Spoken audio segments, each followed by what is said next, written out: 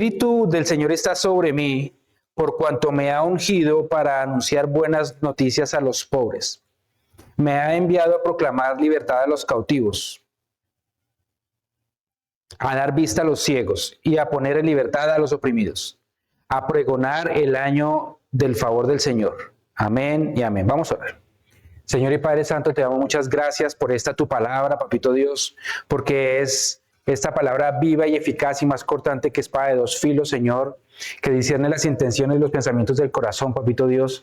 Y hoy te pido, Padre Santo, que esta tu palabra sea hablando a nuestras vidas y a nuestros corazones. Padre Santo, quitamos cualquier cosa que nos quiera distraer de la atención a lo que nos quieres enseñar el día de hoy. Y pedimos, Padre Santo, que sea palabra de Dios y no de hombre lo que escuchemos en esta noche en el nombre de Cristo Jesús. Amén y amén. Bueno, ¿cuál es el versículo con el que siempre empezamos? Aparte del Santiago 1:22 dice, no se contenten solo con oír la palabra, pues así se engañan ustedes mismos. Llévenla a la práctica. Amén y amén. Entonces vamos a llevar a la práctica. Si yo he estado viendo muchas documentales que hablan sobre diferentes cosas que confirman lo que dice la Biblia, ¿sí? Entonces, en algún momento un piloto de la Segunda Guerra Mundial pasando por unas montañas dice que vio algo lo que se parecía a un barco en unas montañas y perdóneme que no sepa en dónde era que estaba exactamente, pero él pasó de alguna manera, vio el barco como que enclavado entre la montaña, lleno de hielo. Cuando trató de volver a dar la vuelta y mirar, ya no lo pudo ver. No se sabe si era la inclinación del sol, la inclinación del avión, bueno, cualquier cosa, pero no lo pudo ver. Y hay personas que dicen que saben dónde está el arca que habla el Señor de Noé, en donde hubo esta inundación y donde el Señor salvó a todas las especies, incluyendo la familia de Noé. Por otro lado, en el Mar Rojo también hablan de que en el fondo han encontrado restos de carruajes, de escudos, de cascos, de un ejército que se presume es el ejército egipcio, ¿sí? Y entonces, a través de todo esto nos muestran evidencias de lo que dice la palabra de Dios. Entonces yo me puse a pensar, bueno, ¿en dónde será que uno puede encontrar el milagro más grande sobre la tierra? ¿Sí? Y ese precisamente es el título de esta noche. ¿Dónde está el milagro más grande? Porque este mes de septiembre vamos a hablar sobre los milagros. El Señor nos ha guiado a que nosotros empecemos a ver cómo el Señor es poderoso y vamos a ver un par de definiciones para estar todos en contexto de lo que significa un milagro. Y una de las cosas es, bueno, ¿dónde puedo encontrar aquí en la tierra el milagro más grande? Y vamos a responder eso en un momento. Dice... La definición de milagro es acontecimiento extraordinario y sobrenatural causado por el poder de Dios que supera las leyes naturales y sirve para varias cosas. ¿Listo? Entonces, es algo extraordinario, ¿sí? Y sobrenatural, que pasa por encima de las leyes físicas. ¿Cuáles son las leyes que dominan nuestra vida? El tiempo y el espacio, ¿sí? Uno puede estar orando, ¿se acuerdan que hablamos de un testimonio de una mujer que se convirtió al Señor? Su papá ya había muerto, pero ella se apegó a la promesa de creer en el Señor Jesucristo y serás salvo tú y toda tu casa, y después supo que inclusive ella, antes de conocer del Señor, su papá había sido salvo, ¿sí? Entonces para el Señor no hay límites de tiempo. Si yo creo en su palabra, Él puede obrar el milagro por encima del tiempo, inclusive antes, para mi razón cronológica, de lo que yo pueda pensar que sucede. Y con respecto al espacio, puede suceder cosas. En la Biblia habla en Hechos de los Apóstoles que había un hombre que estaba hablando con un etíope y de repente terminó de hablar con él, de predicarle, de bautizarlo, y dice que apareció a 45 kilómetros de donde estaba, ¿sí? Entonces para el Señor no hay ningún límite para lo que significa un milagro. Y eso es lo que tenemos que empezar a ver, porque muchas veces los milagros no se dan, no porque el Señor no lo pueda hacer, sino porque, como Él pregunta, hallará fe para que sucedan. Y es donde nosotros tenemos que empezar a ejercitar ese músculo que se llama la fe. Amén. Entonces, perdón, que es que... Entonces, cuando nosotros hablamos de milagros, hablamos de que los milagros uno los clasifica, ¿no? De los más espectaculares a los normales. ¿Sí? Un milagro espectacular.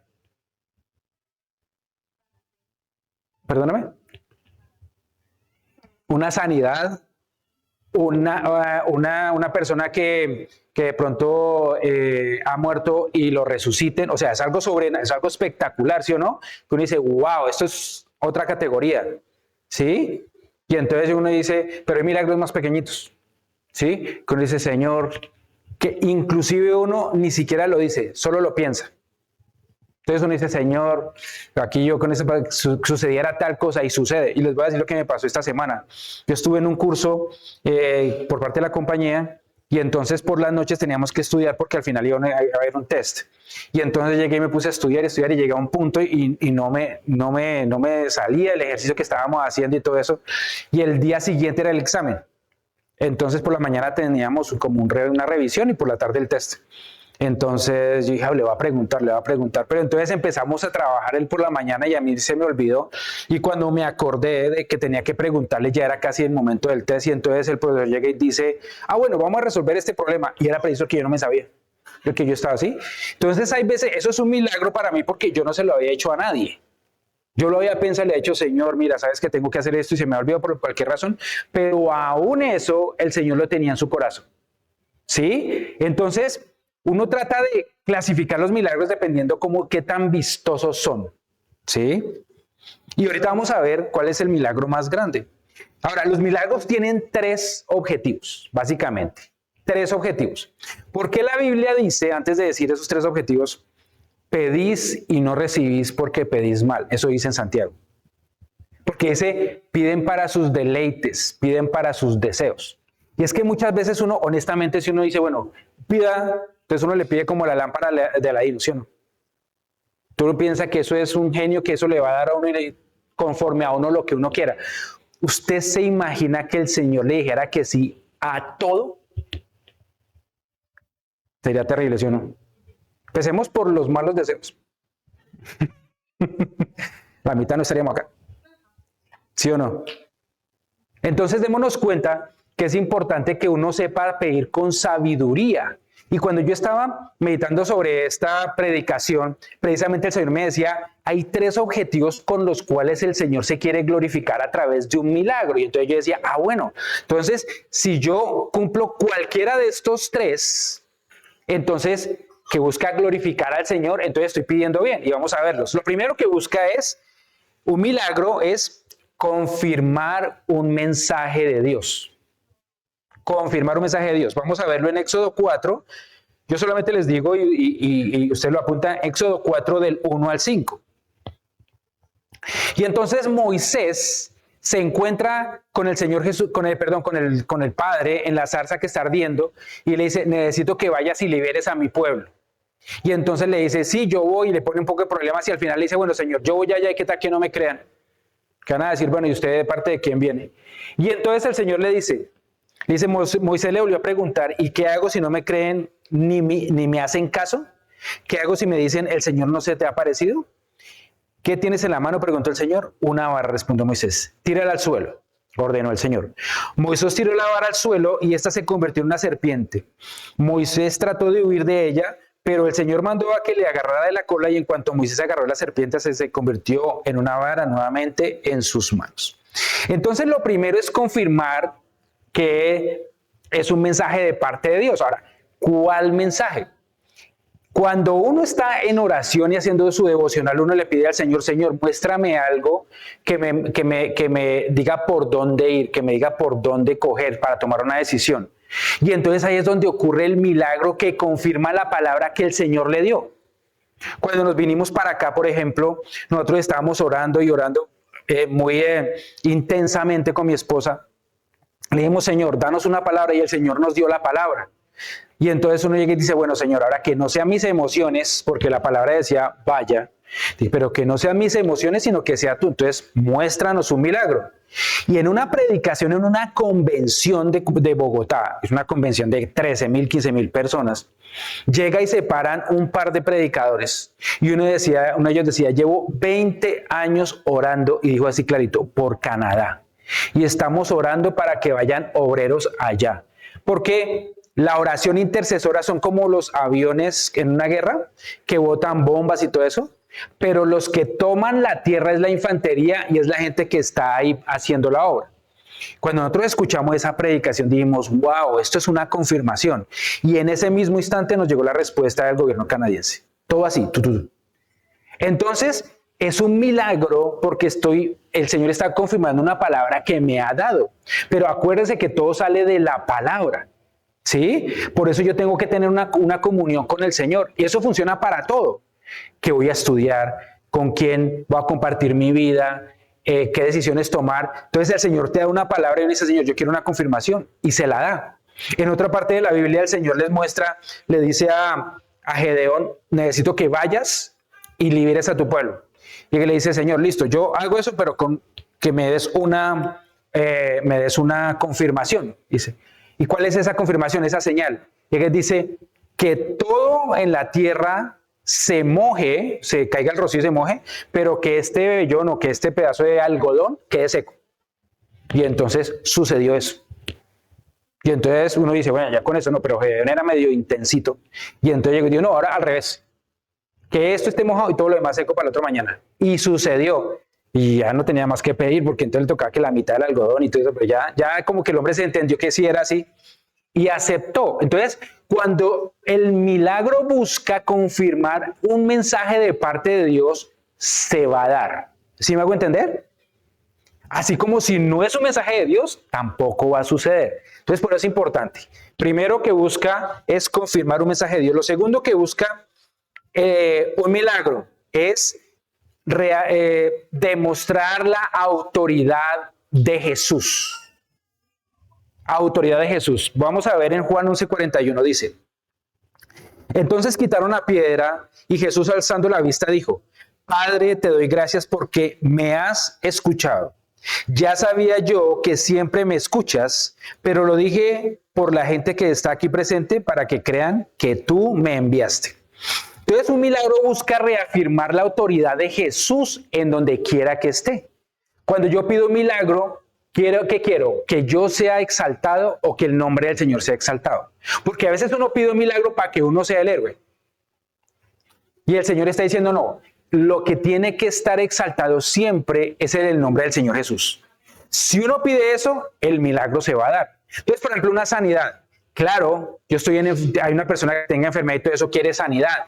Pero la sanidad, ¿para qué la busca? Para esa misma persona, para volverse, porque tristemente yo también he visto el caso de personas que buscan un trabajo, que buscan una posición económica y cuando el Señor les entrega eso, no le dan la gloria a Dios, sino que se van, se desaparecen y terminan peor que antes, porque se alejan del Señor, la familia se destruye, etc.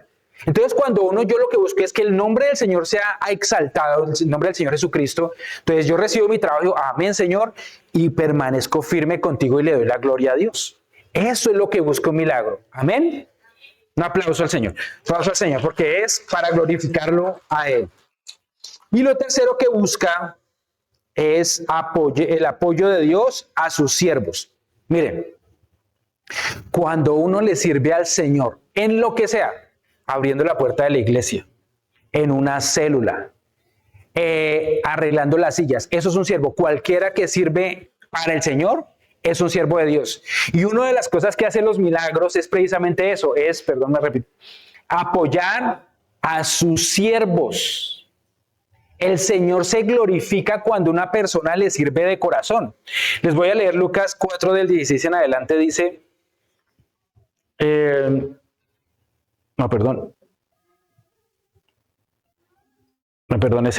ese no tengo aquí el versículo bíblico, pero se los debo y es cuando está Eliseo, ¿sí? Eliseo llega y le declara todas las estrategias del enemigo al rey israelita para que no lo maten, y entonces mandan un ejército para matar a Eliseo. Y entonces el Señor llega, primero le muestra un ejército que lo está protegiendo, pero lo segundo es que cuando lo venían a atacar, sucede un milagro y es que todo el ejército enemigo queda ciego. Entonces imagínese un guerrero bien preparado y todo eso, pero ciego. ¿Para dónde coge? ¿Sí? ¿Y qué hizo Eliseo? Dice la Biblia que Eliseo, claro, los israelitas vieron todos ciegos, dijimos, no, pues aquí es nuestra oportunidad, vamos a acabar con ellos. Y Eliseo les dijo, no. Les quitaron todas las armas, se los llevaron ciegos a otro sitio, les dieron de comer y todo eso, le rezaron la vista y los devolvieron. ¿Sí? Pero protegió al siervo de Dios.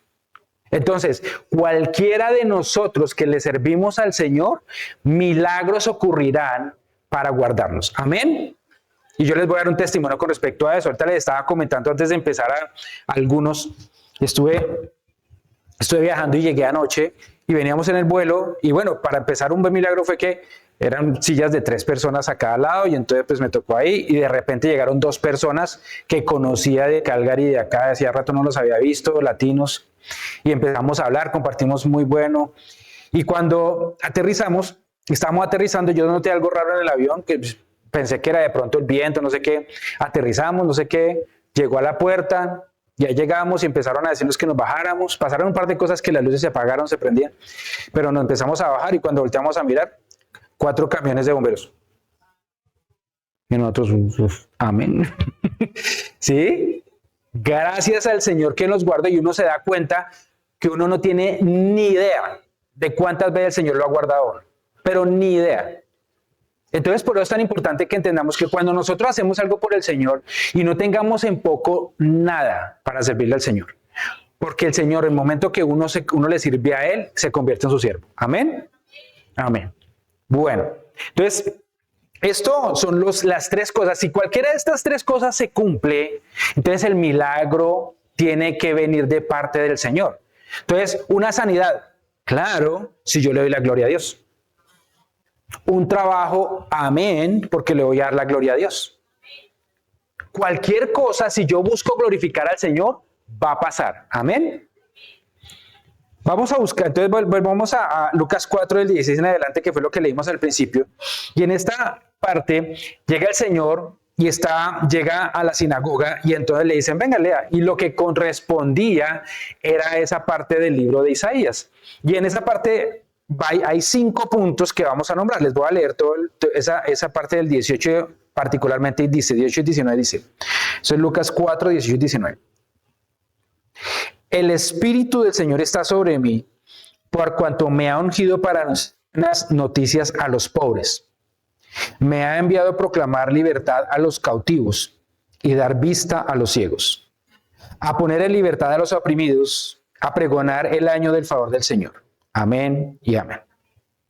Y aquí vamos a ver 5 cosas que el Señor vino a traer a través de su vida, ¿cierto? A través de lo que muestra ahí. La primera, dice, para anunciar buenas noticias a los pobres. Entonces uno llega y dice, bueno, pues yo no clasifico porque yo no soy pobre. Aquí, ¿quiénes son pobres? Tranquilos. No, aquí no todos son pobres. ¿Qué es una persona pobre? Una persona pobre es que carece de algo. Normalmente uno piensa que un pobre carece de dinero. Eso es lo que uno dice de pobre. Pero uno puede ser pobre emocionalmente.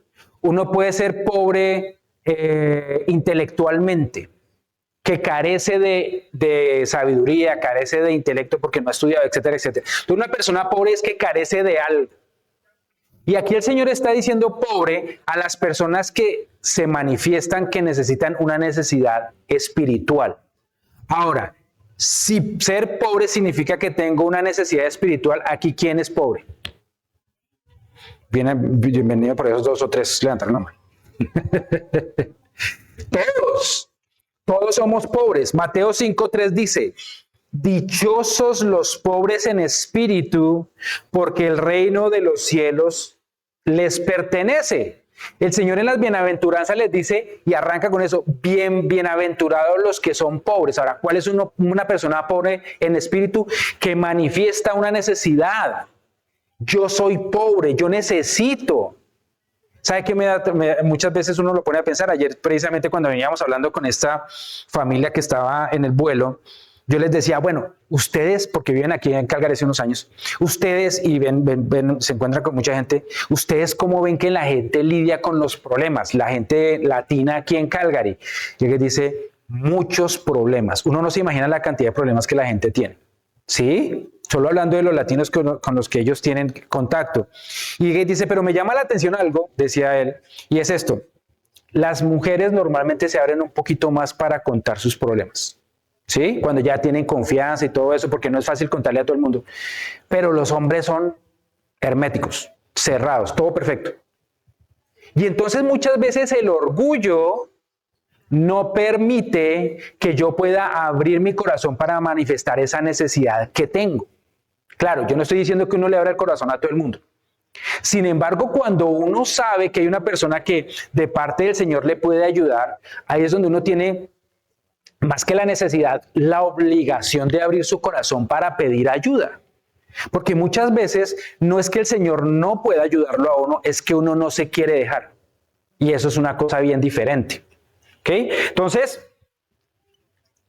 aquí el Señor en la bienaventuranzas habla a los pobres de espíritu, esos que manifestamos una necesidad de Dios.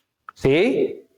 Y aquí una cosa bien complicada, y es que muchas veces nosotros somos muy autosuficientes y a pesar de que nos veamos con el agua hasta acá, muchas veces no damos el brazo a torcer. Es absurdo muchas veces lo que nos tiene que suceder para que entendamos que necesitamos del Señor. El Señor se acerca a todos, pero solamente los que aceptan que les hace falta el Señor son los que reciben la ayuda. ¿Sí? Usted puede llegar, irse como ha pasado aquí, con mercados, con cosas que necesite la gente. Y hay personas que usted sabe que necesitan, pero no aceptan la ayuda, por orgullo. No, que van a decir que a mí no me interesa, si yo necesito algo, yo lo recibo porque lo necesito. Pero el orgullo es precisamente eso que coloca la división entre la ayuda de parte del Señor y yo. El orgullo es algo que viene del corazón del enemigo y es algo que nos coloca en el corazón para que nosotros no nos acerquemos al Señor a través de las personas que nos quieren ayudar. En la palabra de Dios dice que con lazos de amor humanos nos llevaste hasta tu presencia. ¿Qué significa eso? Que Él utiliza a las personas para que yo me acerque a Él. ¿Sí? Está como el chiste de una persona que hubo una inundación. Ese es un chiste viejo y ríanse al final, por favor. Era un señor que estaba en una inundación y entonces llegó y estaba en un barquito ahí con otra familia y de repente llegó y pasaron los salvavidas, pues unas personas del gobierno, venga, no sé qué, y entonces se fue toda la familia, se quedó en la barquita, no, porque el Señor, manda ayuda, yo espero la ayuda del Señor. Después llegó un helicóptero y entonces no, yo espero la ayuda del Señor, y así pasaron varias ayudas y finalmente murió. Entonces llegó al cielo y llega y le dice, Señor, yo estuve buscando tu ayuda y nunca llegó. Y le dije, mandé 3 ayudas y nunca las aceptó. Entonces muchas veces el Señor utiliza a las personas para bendecirnos, para ayudarnos y uno a no dejarse. Es como absurdo, ¿no le parece? Entonces por eso es tan importante que entendamos que yo tengo que abrir mi corazón para entender la necesidad que tengo y aceptar la ayuda de Dios. Perdón. Entonces, bueno, ¿qué es bienaventurado? 3 veces bendecido. O sea que si usted acepta y se humilla delante del Señor, el Señor lo bendice. Pero no una, sino 3 veces, porque usted es bienaventurado. ¿Sí? Pero ¿qué tiene que hacer? Humillarse. Y ahorita voy a leerles un versículo que el Señor me dio particularmente hoy sobre humillarnos delante de Él para poder aceptar. Dice...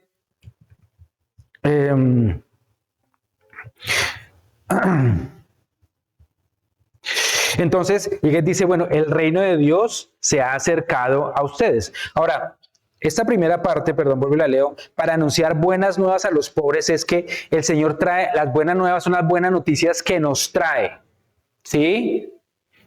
¿Cómo llegan esas buenas noticias? A través de su palabra. Nosotros leemos o vemos noticias todo el tiempo, porque tratamos de estar informados y está bien. ¿Sí? Pero muchas veces el problema es que las noticias de parte del Señor no las recibimos. Y las noticias de parte del Señor son precisamente ese tiempo que yo tengo con Él de devocional. Miren, nosotros hemos pasado por muchas situaciones difíciles, me refiero a todos acá. ¿Sí? Y muchas veces en ese momento difícil, el Señor nos da esa noticia que necesitamos. Esas son las buenas nuevas que tenemos que atesorar. ¿Sí? Eso es lo que el Señor dice, bueno, esa es la noticia que yo te traigo a ti en esta situación difícil. Esa palabra rema que hemos estado hablando. ¿Se acuerdan el remo? Que es la palabra que nos saca de la situación difícil. Entonces lo primero es eso. Lo primero es lo que yo les decía ahorita, anunciar las buenas noticias a los pobres. Segundo, dice el Señor Jesús, me ha enviado a proclamar libertad a los cautivos. ¿Libertad de qué? Aquí yo no los veo a ustedes con grilletes. Bueno, no creo. ¿Sí? No los veo a ustedes como esclavos de nada. Aquí dice que el grillete lo tiene al lado, sentado. ¿Sí? Pero el Señor, cuando está hablando de libertad, habla de nuestra libertad en nuestro corazón. Miren, ¿libertad de qué? Del pecado, de las iniquidades. Mire, hay personas que a través de un pecado viven toda su vida esclavas de ese pecado. Por ejemplo, el licor, la drogadicción, el tabaquismo, la pornografía. Son vicios, son pecados que esclavizan a la gente y ya salirse de ahí es bien difícil. Entonces, pecados, iniquidades, maldiciones, de cualquier cosa que me esté esclavizando. Dice la palabra en Juan 8:34, en adelante dice, les aseguro que todo el que peca es esclavo del pecado, afirma Jesús. Ahora bien, el esclavo no se queda para siempre en la familia, pero el hijo sí se queda en ella para siempre. Así que, si el hijo los libera, serán ustedes verdaderamente libres. Entonces, si nosotros estamos sometidos a un pecado, somos esclavos de él, cualquiera que se llame, ¿sí? Por ejemplo, malos hábitos alimenticios. Usted es esclavo de los malos hábitos alimenticios porque usted no puede controlarse para salir de ahí. Yo me acuerdo que un pastor amigo estaba un poquito en sobrepeso y entonces él luchaba mucho con eso. Y él dijo, no, me voy a hacer la operación tal y tal y tal y tal. Y se hizo una operación estomacal, ¿sí? Y él físicamente estaba mejor, pero mentalmente todavía no había cambiado su manera de pensar, seguía esclavo de la comida. Y estando en la convalecencia, o sea, recuperándose de su operación estomacal, fue a la misma tienda de chorizos con arepita. Pregúnteme cuántas horas pasó en el baño. ¿Sí? Porque todavía no había renovado su mente. Su cuerpo sí, pero su mente no. Y cuando él entendió, dijo, no, yo sí estoy siendo esclavo de mis malos hábitos alimenticios y yo puedo operarme 20 veces, pero si no cambio mis hábitos, si no cambio mi manera de pensar, voy a seguir cayendo en esto. Y él rompió con eso y pudo tener una vida en bendición, porque dijo, yo soy un mal testimonio si no soy capaz de tener control de lo que como y de lo que quiero hacer. ¿Sí me hago entender? Entonces es importante que entendamos que cuando el Señor nos muestra que el que peca es esclavo del pecado, es que cualquier cosa que nos esté atando, que nos esté esclavizando, de lo cual yo no pueda desarraigarme, yo soy esclavo de eso. ¿Sí? Dice, no, pero yo no soy esclavo de nada. Bueno, les pongo un reto. Rompa con todas sus redes sociales por una semana. Bueno, está bien, un día. Un día.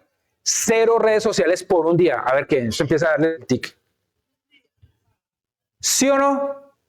Pero yo les pregunto, bueno, ¿cuánto tiempo? Hagan este ejercicio. Ustedes mismos, no se los pongan a sus papás, porque dentro de 8 días sí se los ponemos a los papás, pero para que ustedes tengan chance. Miren cuánto tiempo está uno invirtiendo en el celular. Hay una parte donde sabe cuánto tiempo usted dedicó al celular. Y le dice cuánto tiempo a cada red social. Y se van a sorprender. Bueno, nos vamos a sorprender. Y se da uno cuenta de la cantidad de tiempo que uno le dedica a eso. ¿cierto? Entonces uno termina siendo un esclavo de eso. Ayer hablaba y con la persona que yo estaba sentado, él es médico, en el avión, y yo le decía, mire, hay una cosa y es que he notado de pronto dolor en el cuello. Sí, aprovechando el médico, entonces, ¿cómo se llama eso? Consulta gratis. Y entonces, no, es que yo tengo un problema aquí en el cuello, que no sé qué, y dice, no, entonces llega y me dice, no, eso es por el celular. Y entonces yo no tengo, sí, claro, porque cuando usted llega y se agacha un poquito y se acostumbra a caminar así, dice él que, claro, la cabeza pesa, no es que yo sea un cabezón, o sea, todas las cabezas pesan, y entonces en el momento que usted le agache un poquito, pues entonces tiene que tensionar los músculos, y si usted se demora mucho tiempo en ese ejercicio, pues finalmente termina tensionando los hombros. Y entonces yo decía, debe ser otra cosa porque el celular no es para mí. ¿Sí me hago entender? Cosas tan pequeñas como esas hacen que usted se dé cuenta que usted es esclavo de un hábito. ¿Sí? Y el Señor aquí lo dice, si usted es esclavo de algo, entonces si usted es el pecado lo ha esclavizado a usted.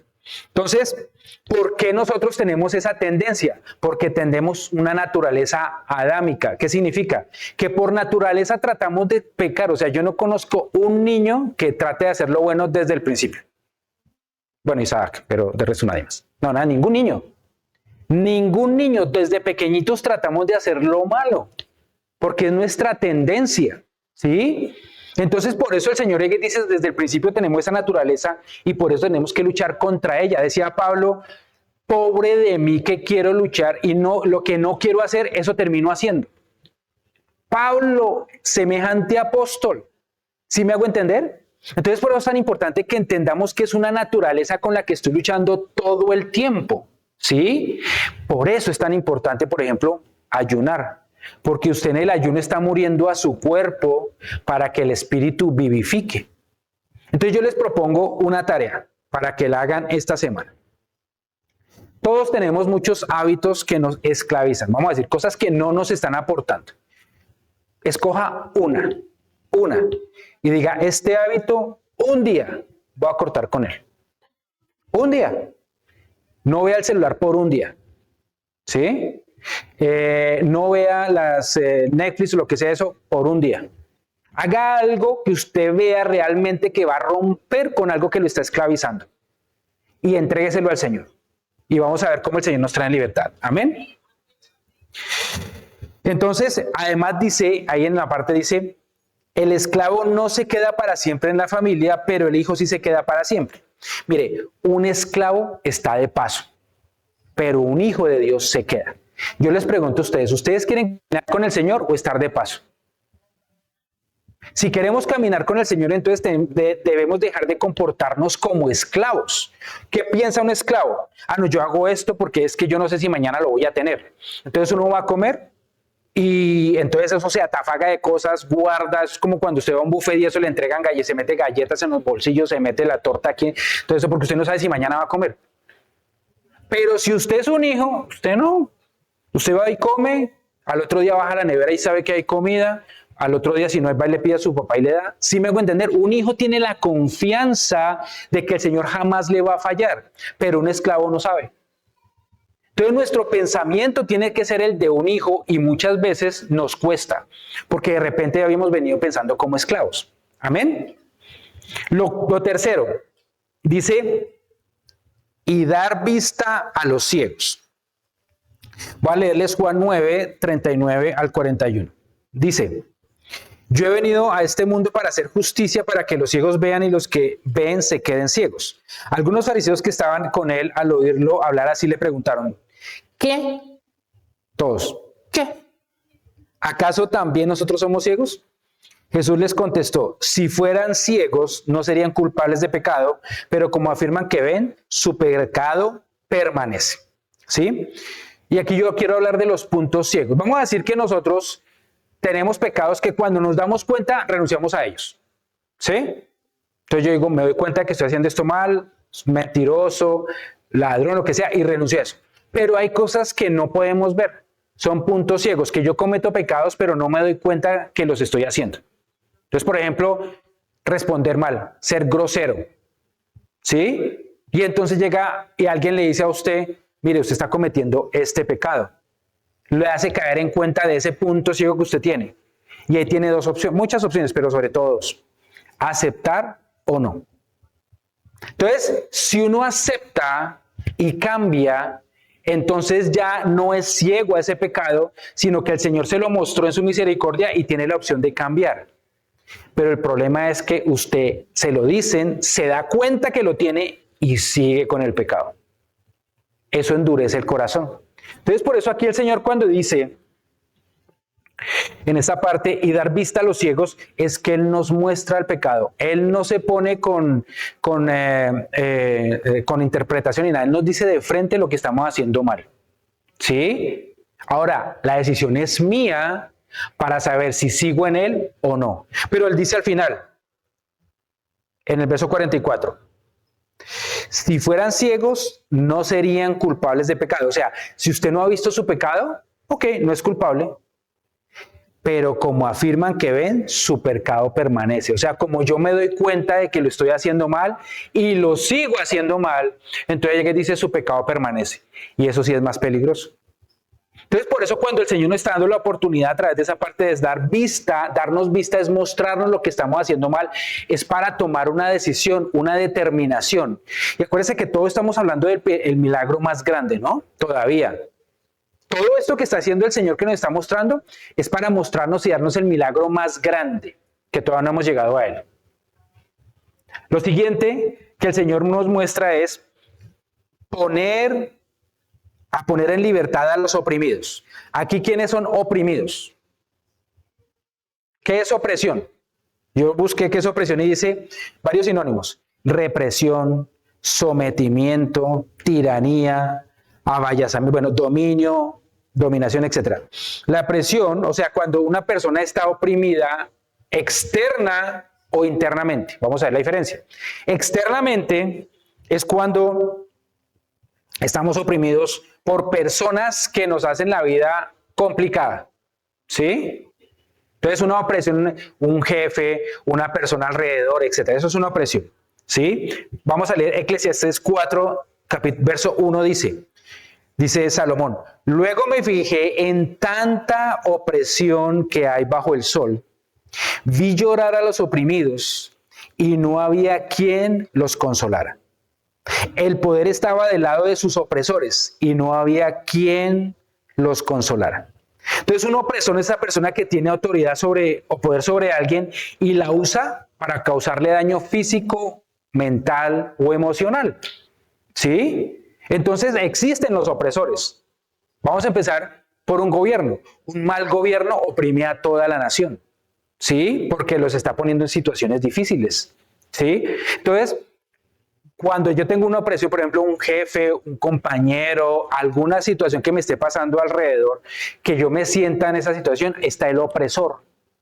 Y el Señor, ¿qué me dice con respecto a eso? Y les voy a regalar este par de versos que están en Salmo 72, 4, el primero, y dice: el rey defenderá la causa de los pobres, otra vez del pueblo, salvará a los necesitados y aplastará a los opresores. ¿Quién recibe esa palabra? Amén.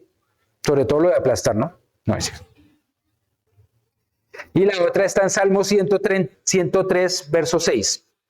El Señor hace justicia y defiende a todos los oprimidos. Amén. Entonces, Él se encarga de los opresores. ¿Quién? ¿El Señor o usted? ¿Qué es lo que tengo que hacer yo? Orar, perdonar al Señor. Perdonar a las personas para que pues el Señor haga ese trabajo que tenga que hacer sobre ellos. ¿Sí me hago entender? Entonces es importante entender que, como vimos hace 8 días, la oración es ese combustible para toda la situación y el que se encarga es el Señor de esas personas. ¿Qué es lo que tengo que hacer yo? Perdonar.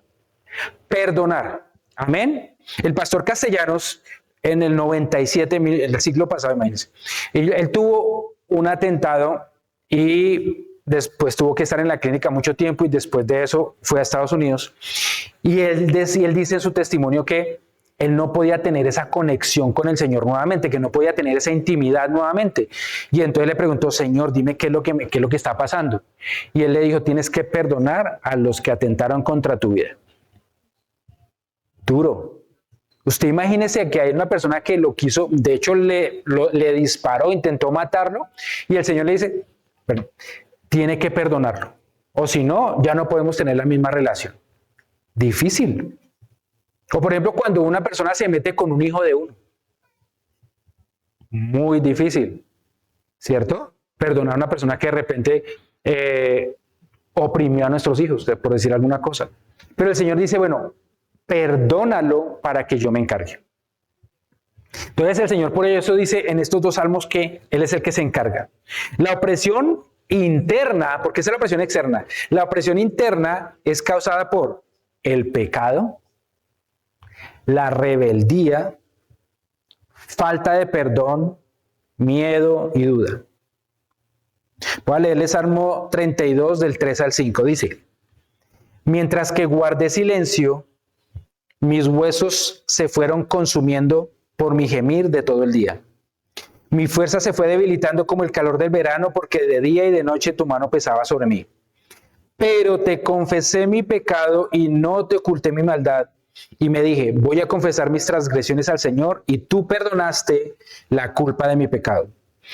La mayoría de la opresión que tiene el género humano es por todo lo que tenemos dentro, que no permitimos que el Señor sane. Entonces, pecado, obviamente. Ahí lo dice David. Dice, mientras que yo, y aquí está hablando David de cuando cayó con Betsabé, y luego mandó matar a Urías, el esposo de ella, para cubrir su pecado y todo esto. Y dice, mientras que callé, le estuvo ocurriendo todo eso. Entonces, cuando uno cae, cuando uno tiene un pecado, cae una opresión interna que las personas empiezan a perseguir, o sea, uno se siente perseguido por esa situación. Pero no es nada, es lo que yo tengo dentro. Lo otro que dice esa parte del pecado es por la rebeldía. Una persona rebelde todo el tiempo, no es que yo hago lo que quiere de eso, no, tiene una opresión interna. ¿Qué la causó?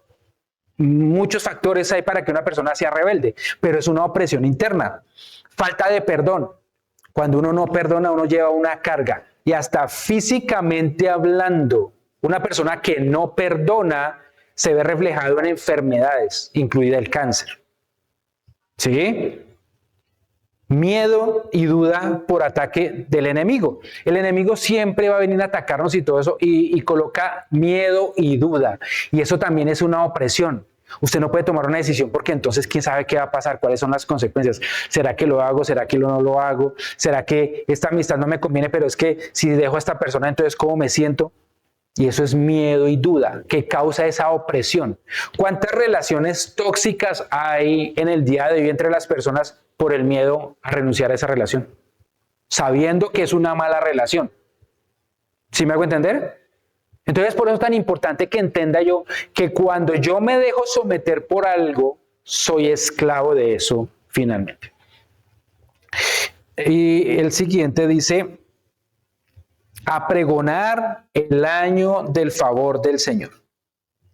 Y aquí es una cosa importante porque el Señor viene a hacer todo esto en nuestras vidas y finalmente a decirnos, usted ha hallado favor delante de Dios. ¿A quién le gusta esa noticia de que ha hallado favor delante de Dios? ¿A nadie? Bueno, ¿a quién le gusta que usted halló favor delante de Dios? Amén. Hallar favor delante de Dios es cuando, por ejemplo, una persona se acerca, acordémonos de la reina Esther, que ella llega y se acerca al rey y el rey podía decirle, yo no la mandé llamar. Dice, no, que halló favor y entonces le dijo, venga y acérquese. Entonces, cuando yo me acerco delante del Señor y el Señor me dice, venga, acérquese porque ha hallado favor delante del Señor. Entonces, cuando el Señor dice que he hallado favor delante de Él, es porque Él permite que yo me acerque para que pueda ser libre. Y finalmente, entonces, ¿cuál es el milagro más grande que hay? Que todo esto, todo lo que acabamos de hablar, sirva para que una persona en su interior sea libre. En su corazón. ¿Dónde está el milagro más grande? En el corazón del hombre.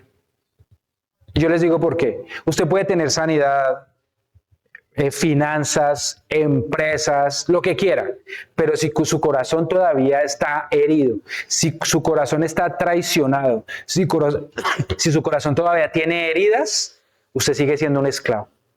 Yo conozco muchas personas que lo tienen todo y tristemente terminaron divorciados o muchas veces inclusive en suicidio.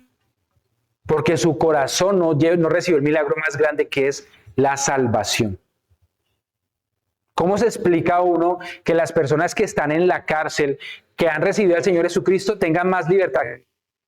Están por fuera, que estamos libres, ¿sí? Porque no tenemos la claridad, no tenemos muchas de la salvación.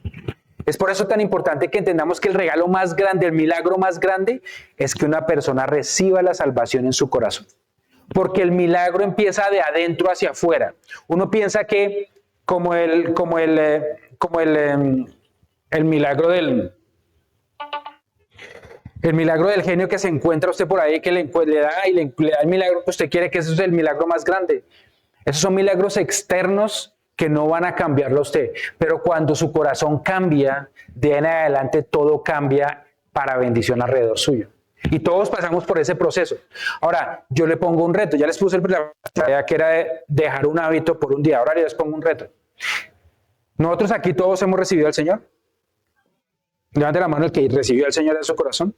¿Listo? Ya tiene el regalo de la salvación. ¿Sabe de alguien alrededor suyo que no tenga el regalo de la salvación?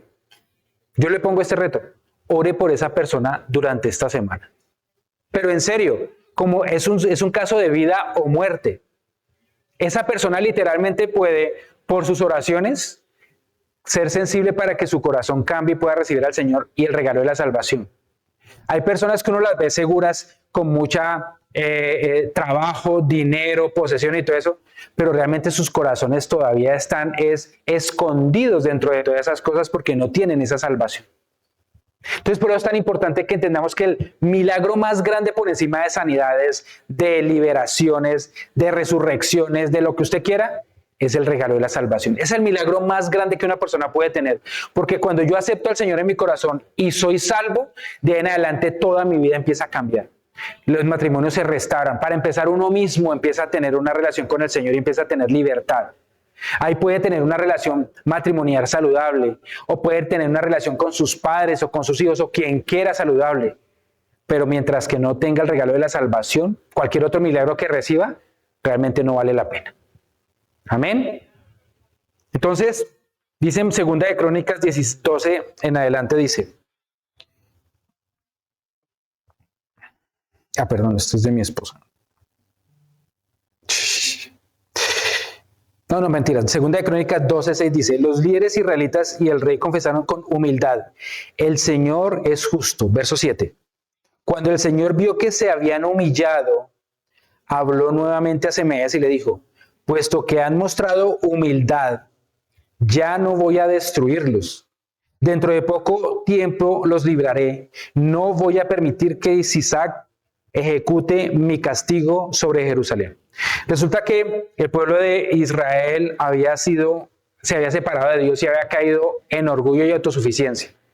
Pero se dieron cuenta de que venían a invadirlos y el Señor llega y ellos se dieron cuenta y dijeron, esto sucede porque nosotros nos hemos separado del Señor. ¿Y qué hicieron? Se humillaron. Esto está en el devocional precisamente de estos días y no se me inclusive el de hoy. Y cuando yo vi esta palabra me di cuenta que el Señor, por cuanto se humillaron delante de Dios, el Señor cambió el juicio en protección. Entonces, para todos hay oportunidad en el mismo momento que nosotros nos humillemos delante de Dios y entendamos que en ese momento el Señor cambia los juicios en protección. ¿Se acuerdan hace 8 días que vimos que Moisés y todo el pueblo de Israel estaba pasando por el Mar Rojo? Y lo que era la amenaza del mar que los podía destruir, terminó siendo lo que los protegió de los egipcios. Entonces lo mismo les digo, si nosotros hoy nos arrepentimos de cualquier cosa que estemos haciendo, lo que estaba antes destinado para hacer un juicio en contra de nosotros, el Señor lo puede transformar en protección. Amén. Amén. Vamos a orar. Coloquémonos en pie. Y mientras que nos colocamos en pie, yo les pido que cierren sus ojos y entendamos que cualquier milagro en esta tierra, no se puede comparar al regalo de la salvación. Si nosotros no tuviéramos de parte del Señor Jesucristo ese regalo tan grande en nuestras vidas, esta vida no tendría sentido porque de aquí saldríamos a un lugar de tormento eterno. Pero por cuanto el Señor Jesucristo, y pues les pido por favor todos que cierren los ojos, por cuanto el Señor Jesucristo vino a esta tierra, entregó su vida por todos y cada uno de nosotros, por ese amor que nos tiene, es que nosotros tenemos una segunda oportunidad. Y esa oportunidad viene cuando yo acepto al Señor en mi corazón como mi único y suficiente Salvador. Y la oración que vamos a hacer en esta noche, que yo sé que todos la hemos hecho ya, aceptando al Señor Jesucristo como nuestro Salvador, es que vamos a orar por alguien. Y yo le pido que ahí donde está, coloque en su mente a una persona en particular, esa persona por la cual usted va a orar. Esa persona y vamos a orar para que esa persona reciba ese milagro, para que el Señor toque su corazón, para que esa persona y su familia entienda que el regalo más grande no es el dinero, no es una resurrección, no es una estabilidad social o política, no es poder, es que su corazón reciba al Señor Jesucristo. Y ahí con los ojos cerrados les voy a pedir que vamos a empezar a orar y repitan después de mí: Señor Jesús, en esta noche te doy gracias por el regalo de la salvación. Gracias, Señor. Hoy te pido por mi amigo y el amigo, la persona que le está orando, para que tú toques su corazón y entienda que por encima de cualquier milagro, el más grande es que te reciba en su corazón y tenga el regalo de la salvación. Señor Jesús, me comprometo a orar por él durante esta semana para que él y su familia te reciban en su corazón. Padre Santo, tú has visto, Padre, lo que nosotros a lo que nos hemos comprometido en esta noche, Señor, y yo te pido de todo corazón que seas tú colocando el querer como el hacer en cada una de nuestras vidas, Señor. Padre Santo, tú nos salvaste, Papito Dios, de un destino eterno de muerte. Tú nos salvaste, Señor, de un destino eterno de división, Padre Santo. Y hemos recibido aquí en esta tierra las primicias del regalo divino, Padre Santo, que no solamente la salvación, sino caminar contigo y que tú puedas empezar, Padre Santo, a restaurar todo lo que está alrededor nuestro. Y hoy te suplico, Señor, que tengamos esa sensibilidad para llevar, Padre Santo, este regalo de la salvación por esas personas que vamos a estar orando, Señor, que colocaste en nuestra mente, Señor, en nuestro trabajo, en nuestro estudio, en nuestra casa, en donde quiera que sea, esa persona que no te conoce, para que, Padre Santo, a través de nuestra oración, Señor, a través de nuestra intercesión, Señor, podamos, Padre Santo, compartirles para que ellos puedan recibir el regalo y el milagro más grande. Mira que te lo pedimos en el nombre de Cristo Jesús. Amén y amén. Un aplauso al Señor, gracias a Dios por esta palabra. Bueno, amén, amén.